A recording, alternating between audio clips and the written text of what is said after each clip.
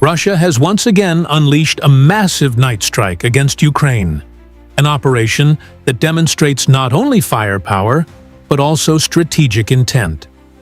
This was not a random barrage. It was a calculated, layered assault combining cruise missiles, ballistic missiles, and kamikaze drones, all aimed at crippling the critical infrastructure that keeps Ukraine's war effort alive.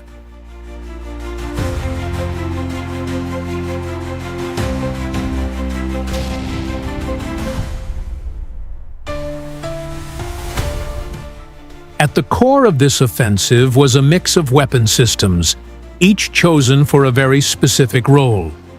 First, the Jaran-2 drones, known internationally as the Shahed 136. Cheap, expendable, and difficult to detect.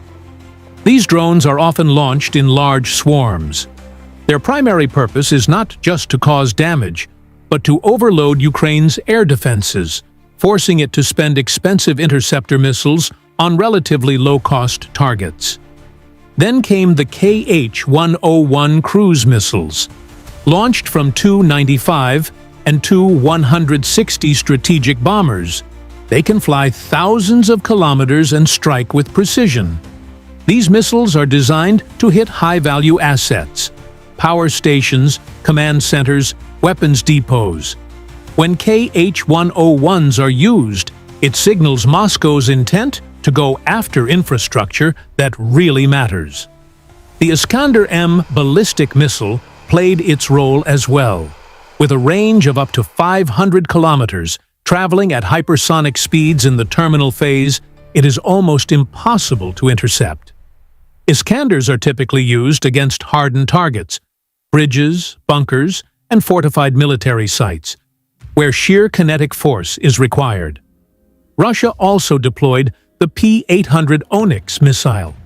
Originally designed as an anti-ship weapon, it has increasingly been used in land attack roles, especially against coastal targets.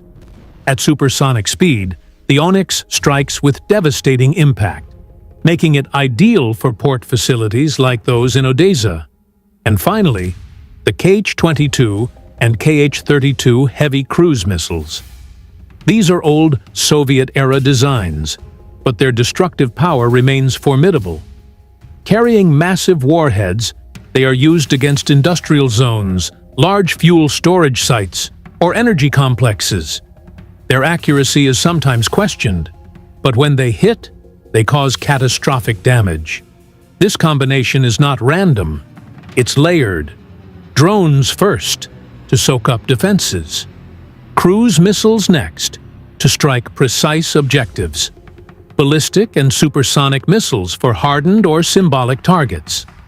Together, this creates an attack profile that ensures at least some weapons get through, no matter how strong Ukraine's defenses are. One of the main targets was Odessa. This city is not just symbolic. It's a lifeline. It's Ukraine's key port on the Black Sea, crucial for grain exports and foreign trade. But for Moscow, it's also a potential military gateway, a hub where Western aid and supplies may pass. By hitting Odessa, Russia is sending two messages. First, that it can cripple Ukraine's economy by disrupting exports. Second, that the Black Sea remains a contested zone, where no shipping route is ever fully safe. The implications reach far beyond Ukraine's borders. Every strike on Odessa rattles global food markets, pushing up grain prices and pressuring governments in Africa, the Middle East, and Europe. Another target was Kremenchuk, where explosions struck an industrial facility, and, most importantly, a bridge over the Dnipro River. This bridge is more than civilian infrastructure. It is a vital artery for military logistics, connecting eastern and western Ukraine. Destroying or disabling a bridge like this forces Ukrainian supply lines to reroute, delaying troop movements and restricting the flow of ammunition and fuel. In modern war, logistics are the backbone. When you cut the backbone, the whole body weakens. And the psychological impact is just as powerful. Civilians see the bridge closed, supply trucks stalled, and they understand Russia can strike deep, and it can strike where it hurts. The third major strike hit Kryvyi Rih, an industrial powerhouse, but also the hometown of President Volodymyr Zelensky. Targeting this city carries a symbolic message, but it is also practical. Kryvyi Rih is home to key industrial and energy facilities, vital for both civilian life and military logistics. By attacking here, Russia isn't just damaging infrastructure. It's reminding Ukraine's leadership and the world that no city is off-limits, no matter how politically significant it may be. The results of these attacks ripple outward. Militarily, Ukraine's logistics are slowed, its energy grid strained, and its air defense assets depleted. Economically, global markets feel the tremors every time Odessa comes under fire. Politically, the strikes reinforce the narrative that Russia is shifting toward a war of infrastructure, fighting not just soldiers on the front, but the very systems that allow Ukraine to function as a modern state. Kyiv, as expected, condemned the strikes, highlighting the number of drones and missiles intercepted. Yet, interceptions alone do not erase the reality. Several missiles did hit their targets, and every successful hit demonstrates gaps in Ukraine's defenses, gaps that Russia is eager to exploit.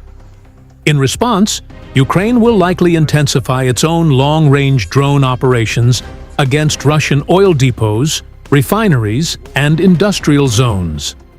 This cycle of strike and counterstrike is already visible, and it shows no sign of slowing down. The West, meanwhile, faces a dilemma.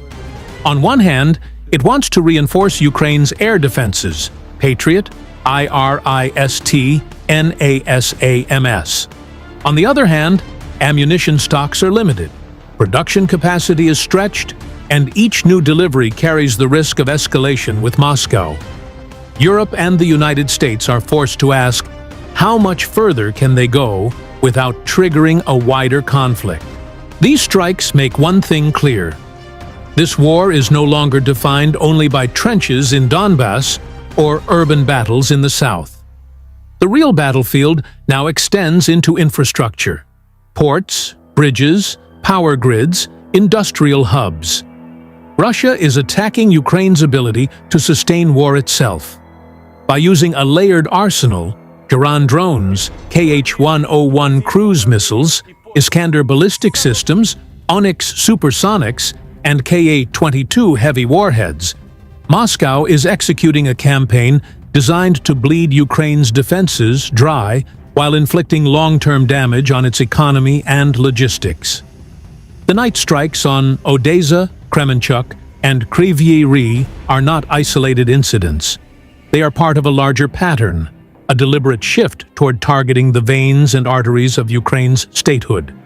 And as long as this strategy continues, the question is not whether Ukraine can hold the line today, but how long it can sustain the burden of a war that aims to dismantle the very foundation of its survival.